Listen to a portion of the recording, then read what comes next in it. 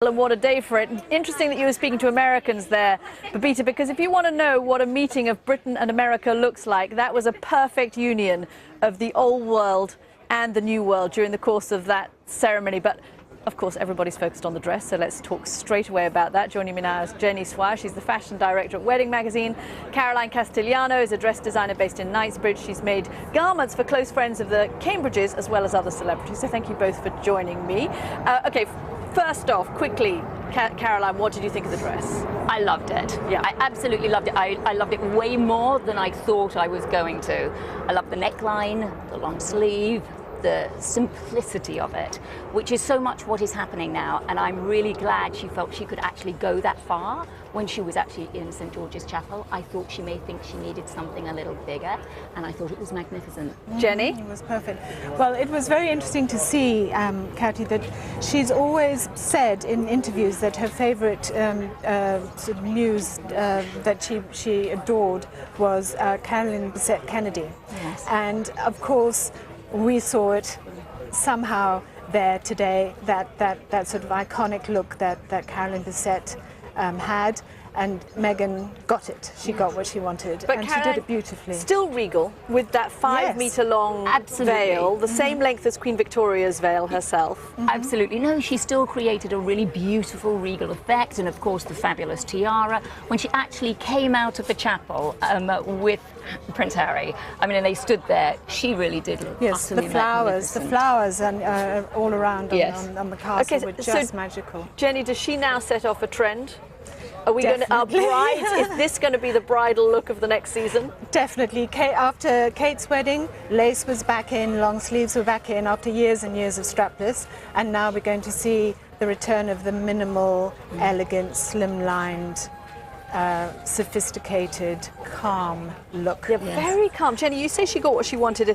I think she gave an interview earlier, and she said that her favourite look, Meghan, was classic and simple with a touch of whimsy and romance. Yes, so the romance and the whimsy was in the veil, the tiara, Queen Mary's beautiful tiara, and then of course the flowers. The flowers were so special with the touch of Harry picking some flowers from their garden. Amazing. I want to see the back of the dress, because Caroline, you and I were talking a few moments ago off air. I'm convinced something's going on in the back of the dress. Yes, we need to have a good look at the back of the dress. We haven't really seen it We yet. haven't really been able to have a look, because of course they're in the carriage and they haven't actually, I don't think they've come out of the they've carriage come yet. back here, but we haven't had a shot, and I think there's a drape going on in the back. There could be some little It must detail. be where the train attaches at the back. I can only imagine that that's what it is. How hard is it to walk up the aisle like that, not only with the whole world watching you and the royal family there, and you're about to get married, but you're carrying this long train, this 5-metre long veil behind you, and she carried it off flawlessly? She did, absolutely, because that will definitely be pulling behind her. That's creating a weight, and the whole thing was embroidered magnificently, obviously all to do with the Commonwealth,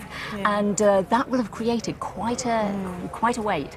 She was fantastic, and being an actress, of course, from her past, really, I'm sure, helped her through the day. But for me, the beautiful point was when he took the veil back and they looked at each other. They looked so in love with each other, and rather than looking nervous and uncomfortable, you could just see that the moment for them I was don't know very if it's good. because she's American. I don't know if it's because she's an actress, so she's used to being on film. But boy, did she look poised, natural, relaxed. She smiled Happy. the whole way through. I was astonished, weren't you? She smiled even when she was singing the hymns, which was quite something. Yes. I noticed. What an astonishing day, and it was just lovely to see her mum in the background, who looked so emotional. As can you imagine how emotional this must be for her mother, imagining ever in her life that she would end up here with her daughter marrying into the royal family. She actually looked as if she was crying. Her mother just was very elegant special. too, so elegant. And She you're looked beautiful. both fashion designers, so you know much more about the details that go into this. But there was a shot as she left the church, and I don't know if we can show that, where she walks down the church, the dress cascades behind her, and the veil cascades behind that. Yes. I'm almost thinking it must have been planned. Somebody with a very good eye. I like to think they rehearsed it again and again. This is how it'll work. It was perfect. But it looked picture perfect. It was picture perfect, Yes. wasn't it? That's exactly how fashion dresses should be. I thought it was absolutely fantastic. Stunning, absolutely stunning. Okay, Jenny and Caroline, thank you very much for joining me. Thank you. Thank you, Kat. So that is the view on the dress. Everybody was waiting. Of course, it was Givenchy. It was a name that actually surprised people. A British designer, a young woman who calls herself a feminist and is now the artistic director, first female artistic director at Givenchy. Absolutely flawless dress. It's getting rave reviews from everybody on social media, everybody I've spoken to.